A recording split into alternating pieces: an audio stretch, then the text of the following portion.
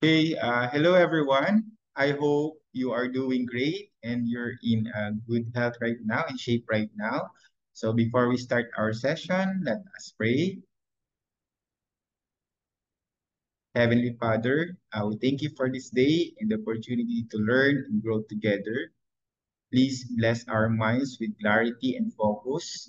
Guide our hearts to be open to new knowledge. Help us to support and respect one another as we work to improve ourselves. May we use the lessons and the sessions we learn not only for our success, but to make a positive difference in the world, in our community. Grant us patience, wisdom, and understanding as we go through this session. We offer this time to you. Amen.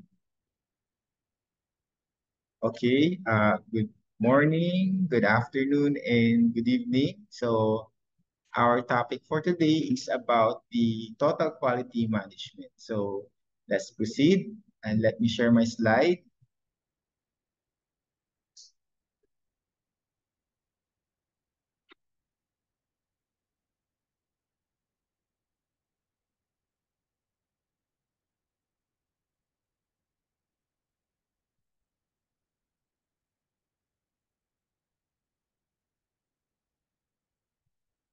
Okay, again, in this session, we will dive into a concept that has shaped how businesses operate and succeed globally. So the total quality management, or the what we call the TQM. So you might hear the term a lot in industries, of course, like in manufacturing, services, healthcare, and even in education. So, but what exactly does it mean? So, well, TQM is basically a philosophy or strategy that focuses on delivering long-term success by making sure that the customers are satisfied with their with the service of the company. Okay, so paano? By continuously improving how we're doing things. So it is, of course, a team effort. So everyone from the top management to the frontliner is involved. So ang goal ay maging mas efficient and effective sa paggawa ng high quality products or services. So para mas maging familiar pa tayo, so let's dive into history. Tingnan natin kung ano bang pinagmulan na tong TQM na to. And of course, we will give this some examples to make it relatable sa ating pang-araw-araw. Okay? The history and evolutions of the TQM. So, let's rewind a bit and go back to where it all started. Ha? So, alam niyo ba na ang TQM ay hindi isang bagong konsepto, 'di ba?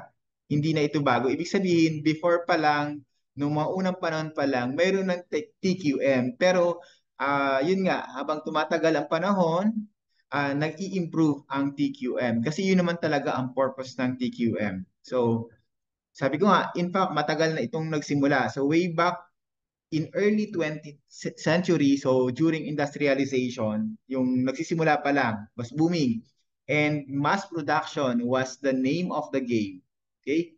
Pero during that time, quality control was very basic. So ibig sabihin, focus lang sila sa pag-inspect ng product to see if there were defects. Okay? Kung may mga depekto. Kumbaga, after the product was made, doon pa lang nila chine-check kung may mali or depekto. So, parang sa exam, na pagkatapos ng test, saka mo lang malalaman kung saan ka nagkamali. So, it was more reactive kaysa sa proactive.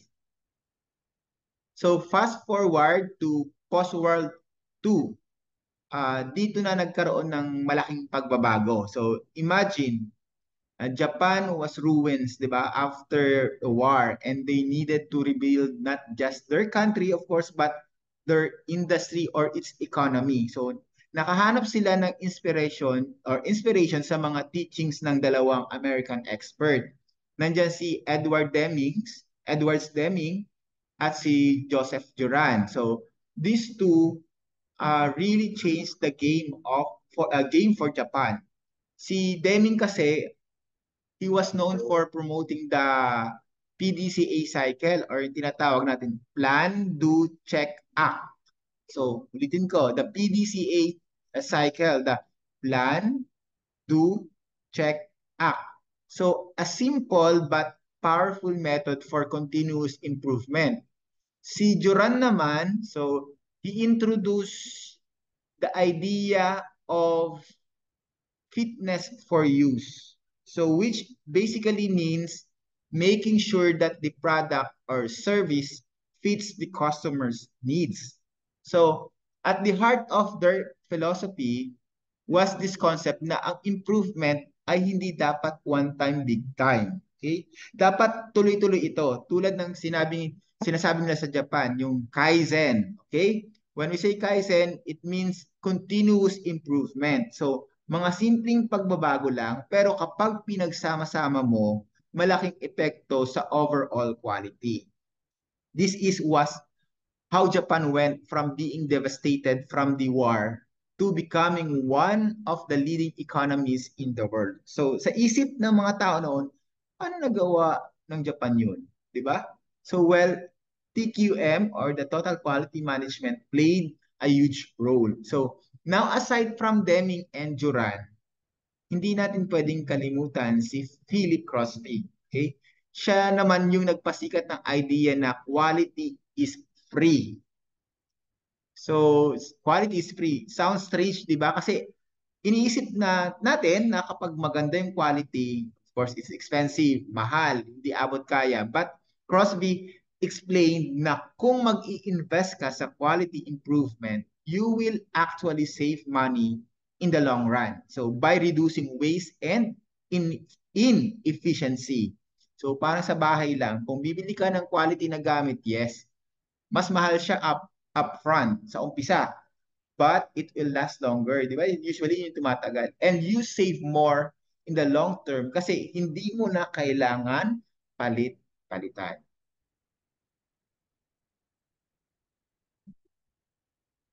Okay, so going back to the evolutions of TQM, noong 1950s hanggang 1970s, nag-evolve ang quality control into quality assurance.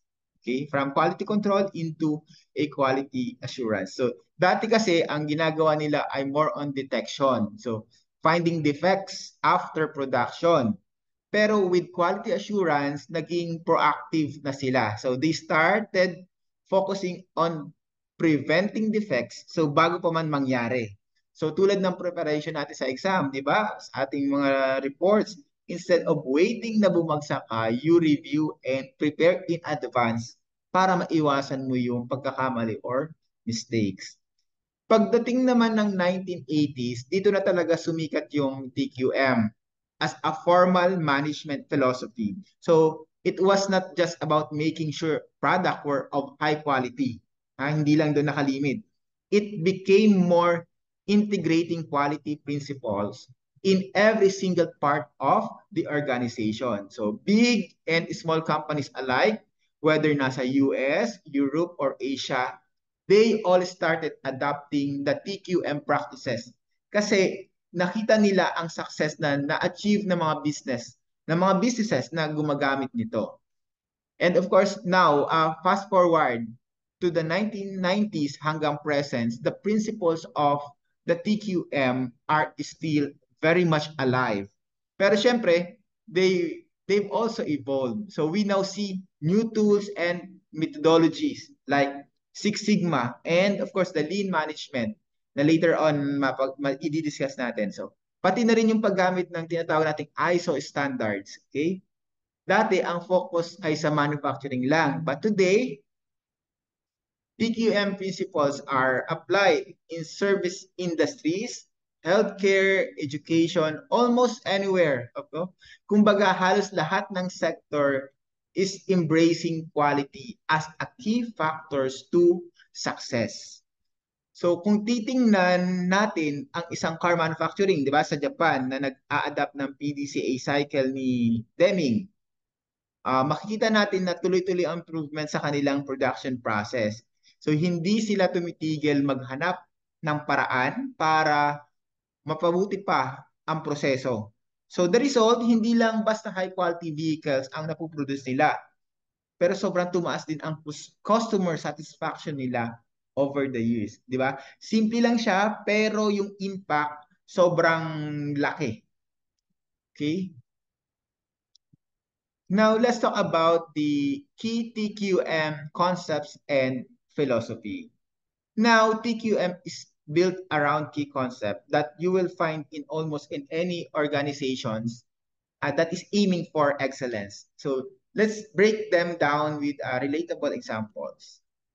So when we talk about total quality management, TQM, we're talking about something much bigger than just making sure that the product looks good or works well. So it is actually a mindset, a philosophy that aims to involve every part of the organizations in achieving long-term success through customers satisfaction. So hindi lang basta-basta ayos na yan. Ayos na yan mentality, okay na yan mentality, sapat na yan mentality. But a constant pursuit of improvement in every process. So let's break down of the key concept and philosophy behind the TQM. Number one is, of course, the TQM. Ang TQM, ang focus ay customers. The customer's focus is at the very center. Ibig sabihin, lahat ng mga ginagawa ng organizations from product design, development, hanggang after sales service ay geared towards meeting or exceeding customers' expectations. So bakit nga ba? 'Di ba? Kasi at the end of the day, sila ang gumagamit ng product or service natin. Hindi sila happy, it's only a matter of, if hindi sila happy, it's only a matter of time bago sila lumipat sa ibang competitor. So kaya lahat ng initiatives natin ay dapat doon nakatuon sa kung ano ang gusto at kailangan ng customer. So let's take a software company, di ba? Bawat release nila ng bagong features or updates, hindi lang nila basta ginagawa for the sake of updating.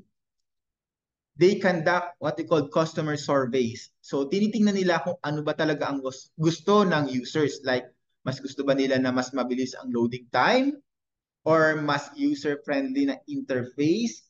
At kapag nakuha na nila yung feedback na yon, doon nila ina-adjust ang mga produkto nila. So as a result, laging relevant ang product nila sa market. At syempre, because of that, masaya yung customers. So kaya yan yung tinatawag nating pinaka very center ng TQM, customer focus. Of course, another key concept in TQM is the continuous improvement, or as the Japanese say it, Kaizen. So ito yung idea na kahit gaano pa kaganda o kahusay ang mga proseso, meron pang laging room for improvement. It doesn't have to be big changes. Hindi kailangan malaking pagbabago. Minsan, simpleng tweaks lang in the way we do things, pero pag pinagsama-sama mo yan, ay may malaki ng impact yan. So, uh, example, think of, isipin natin yung sa hospital. In an effort to continuously improve patient care, so they implement a system where staff are encouraged to suggest small improvements. Halimbawa, nakita ng nurse na mas mapapabilis ang pagbibigay ng gamot sa mga pasyente kung iaayos natin ang layout ng supply room para mas madaling ma-access. Di ba? Simple. Ayusin mo lang, i-organize mo lang. Pero over time, over the period, dahil sa mga maliliit na suggestions na to, bumibilis yung service. So bumababa yung waiting time ng patients, hindi na nag-aantay yung mga pasyente. At of course, because of that, tumataas yung satisfaction ratings. So the third is sa TQM, hindi lang mga managers or top executive ang involved sa quality efforts.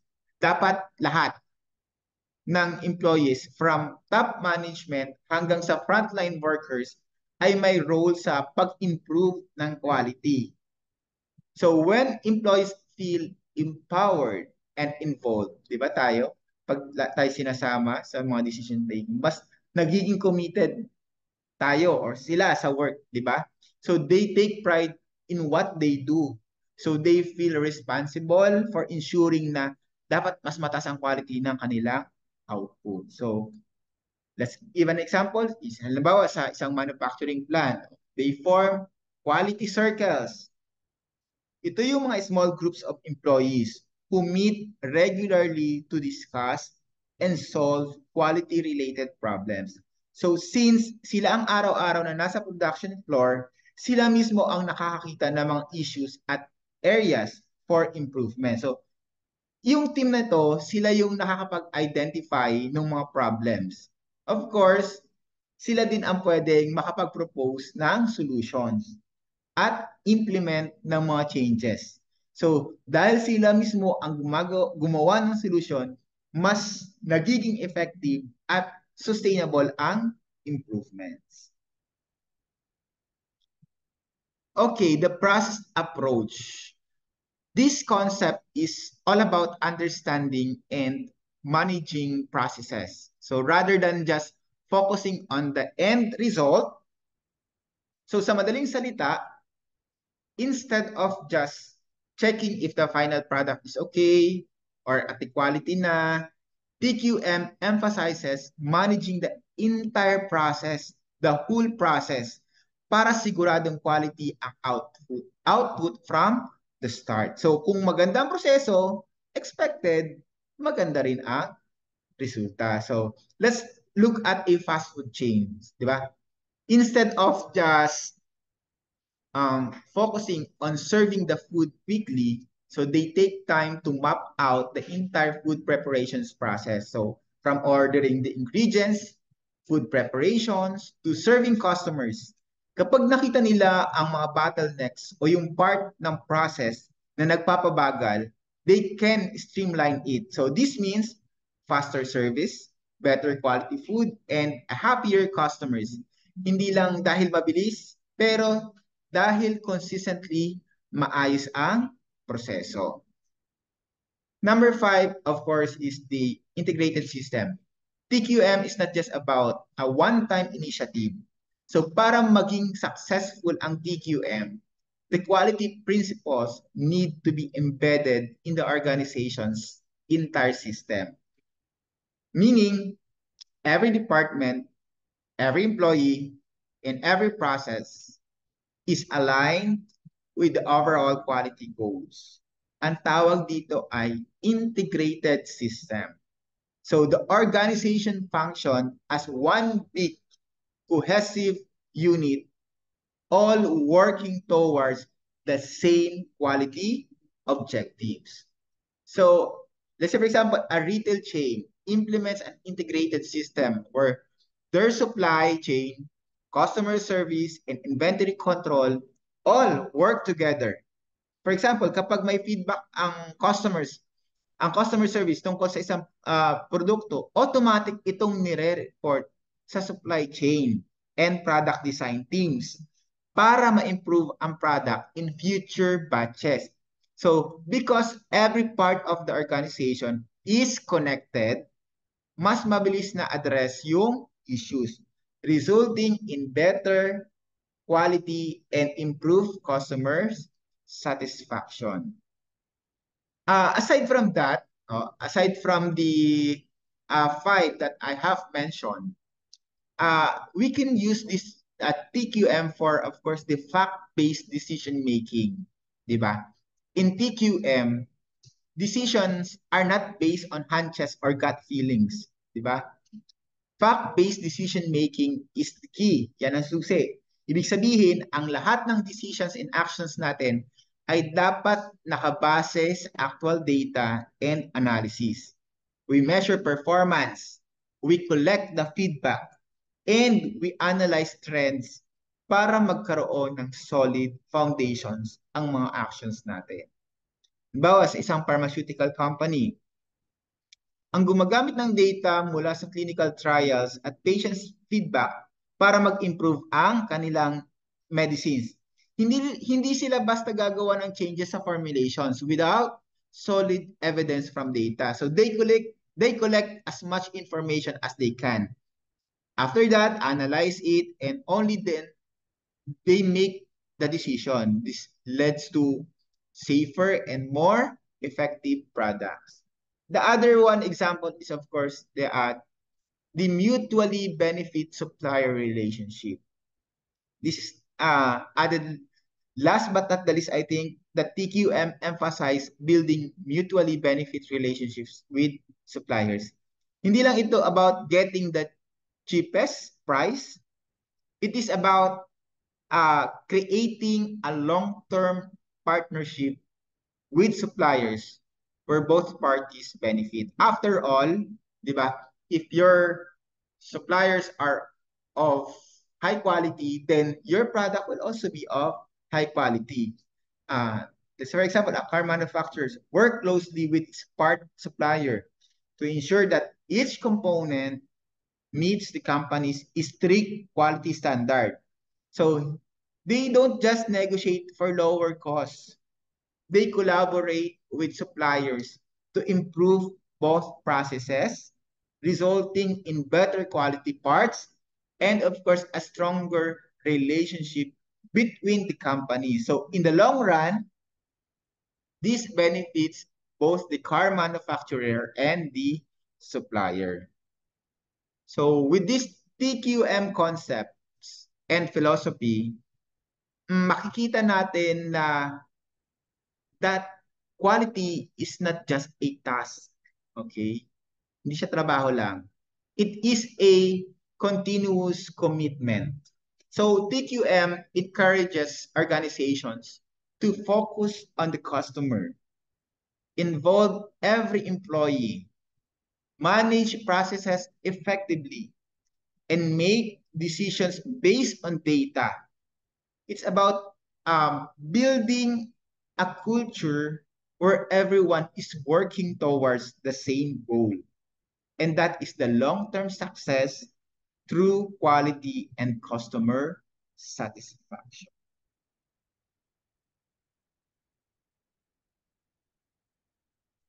Okay, and now let's talk about the leadership in total quality management. Leadership, of course, plays a pivotal role in driving the TQM. So imagine a ship, no matter how well built it is or how skilled the crew are, if the captain doesn't know how to steer it, the ship can, of course, still get lost at sea. So in the same way, leaders are the ones who steer the entire organizations toward a quality-focused direction. TQM is not just about tools, techniques, or processes. It is about the cultural shift and that the cultural change starts from the top. Ang mga leaders ang nagsiset ng tone for how seriously the organization takes its commitment to quality. So if leadership is committed, that commitment trickles down to the rest of the organization. Kapag wala ito, PQM can easily fail no matter how many tools and methods you implement or you will use. Mababaliwala yon. Okay? The first critical role of leadership in TQM is providing a clear vision and strategic direction. Okay. For the organization, leaders are responsible for creating a quality-centric vision that aligns with the organization's goals. So this means defining what quality means for the organization. Hindi lang yung basta na maganda dapat ang produkto, but a deep organization-wide understanding of quality standards. So from there, leaders outline the strategies and plans needed to achieve those quality goals. So think of a healthcare institution aiming to provide top quality patient care. So the CEO sets a clear visions. Sabi niya, we will become the most trusted healthcare provider by delivering patient-centered care with the highest safety and quality standards. Yan yung vision niya. Okay? From this vision, the leadership team can develop specific strategies. How? Improving patient wait times, reducing medical errors, and investing in staff training. So every team in the hospital understand this vision and works towards it, whether it is the nurse, the the admin, or even the janitorial staff. Diba? So, yan yon. Leadership in TQM is not just about talking the talk. Okay? It is about walking the walk. Okay? Leaders need to role model commitment to quality. If employees see that the leadership is truly invested in quality management, not just in words, but in action, they are more likely to embrace it as well. So in a factory setting, a plant manager who regularly visits the shop floor, inspect quality control checkpoints, and talk directly to employees about the quality issues is showing the quality matters. Instead of just staying in their office and issuing directives, diba? They are actively involved in the process. So, doon pa lang, this sets a powerful example for workers to follow. So, when employees see their leader engaged and passionate or committed about quality, they will take it seriously. Okay? Of course, one of the most essential responsibilities of leadership in TQM is to create and nurture a culture where quality is part of every employee's day-to-day work. So leaders are responsible for building an environment where everyone from the top executive to the entry-level worker understand the value of quality and feels empowered to contribute it. So, magandang example dito is Toyota. Toyota, one of the world's leaders in TQM and lean practices. So, it has a culture where every employee is encouraged to identify problems and suggest improvements. Leadership has cultivated this by creating an open environment where even the assembly line workers have the authority to stop production if they notice a quality issue. So this type of empowerment only happens if leaders fosters a culture that values and encourages employee involvement. Diba? So effective TQM implementation relies heavily on the involvement and empowerment of all employees. So leadership must not only inspire, but also enable employees to contribute to quality improvement efforts. So this can be done by providing proper training, ensuring that, of course, employees have the right tools and resources, and encouraging a culture where they feel safe to suggest improvement or point out defects. Yun yun. So, halimbawa, in a retail company, a team leader introduces a system where first employees can anonymously submit suggestion for improving customer service or product quality. So this suggestion are reviewed weekly and leadership takes action based on the most viable ideas.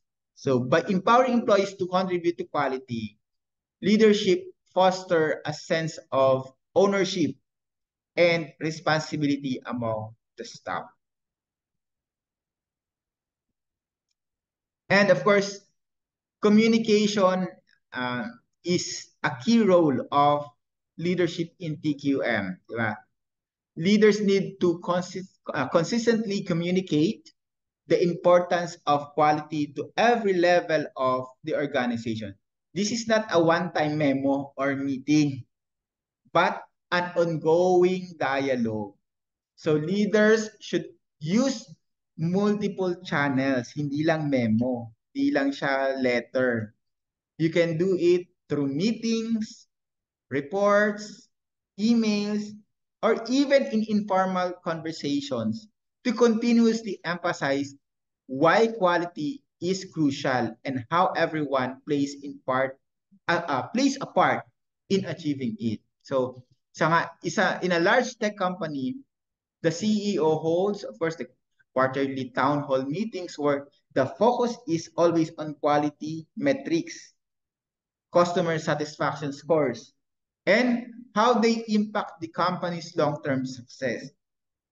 So these meetings also celebrates employee contributions to quality improvements in making everyone feel that their efforts are noticed and valued.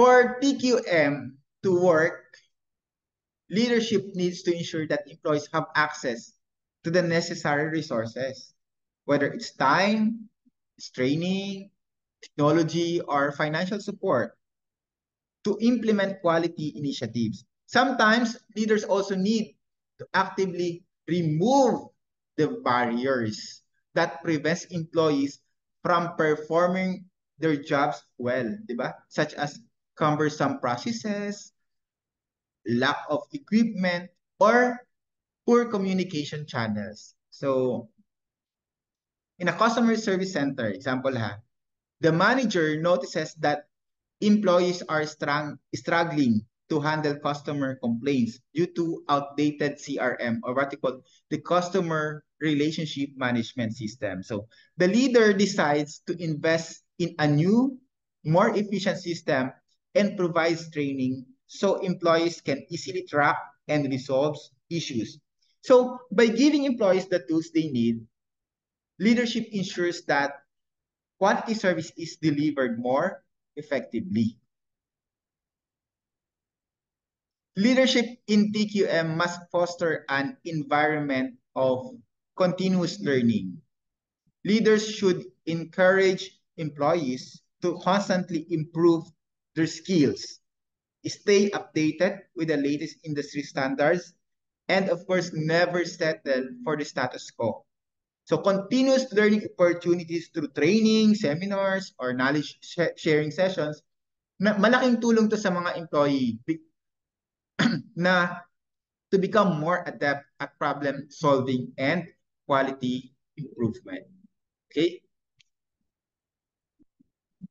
In a manufacturing company, introduces a leadership program where promising employees are trained in the Lean Six Sigma principle. Later on, discuss natin yan. So through this program,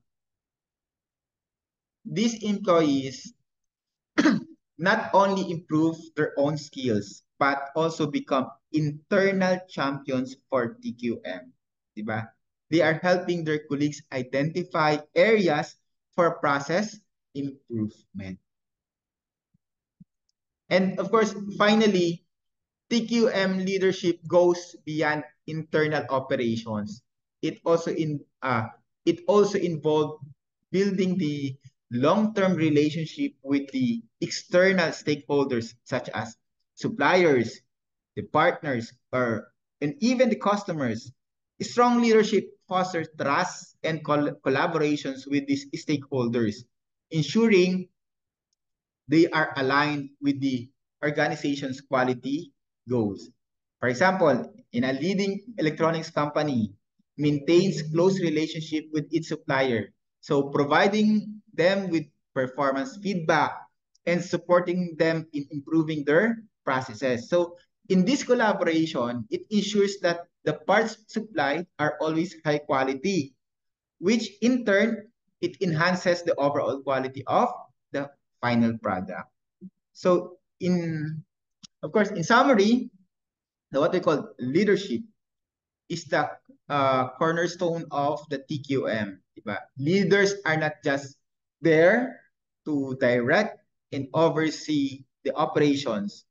They are the visionaries, the role models, and the facilitators who ensure that quality is integrated into the very fabric of the organization. So through clear communication, empowerment of employees, fostering a quality-oriented culture, and providing unnecessary resources, leadership creates an environment where continuous improvement becomes the norm and not the exception.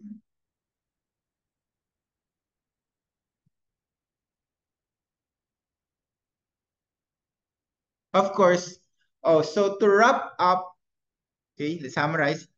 TQM is not just about the quality control. So it's a holistic, continuous approach involving everyone in the organizations. So the key concepts from the customer focus to leadership all contribute to creating a system where quality is the heart of everything. So total quality management or the TQM is not just about the business strategy. It also teaches us valuable life lessons like the importance of the continuous improvement and personal responsibility, of course. So sa buhay, di ba, parang TQM din. Lagi tayong binibigyan ng pagkakataong mag-grow at mag-improve. TQM show us that perfection is not a one-time goal, kundi isang ongoing journey siya. Every time we learn from our mistakes, ina-adjust natin yung ating approach at nagsisikap na mas maging mabuti. We embody the principle of Kaizen or the continuous improvement. Whether it is in our relationships, career, or personal goals, the key to long-term success is to keep refining our skills, mindsets, and habits. So much like how organizations refine their processes para ma-maintain yung quality.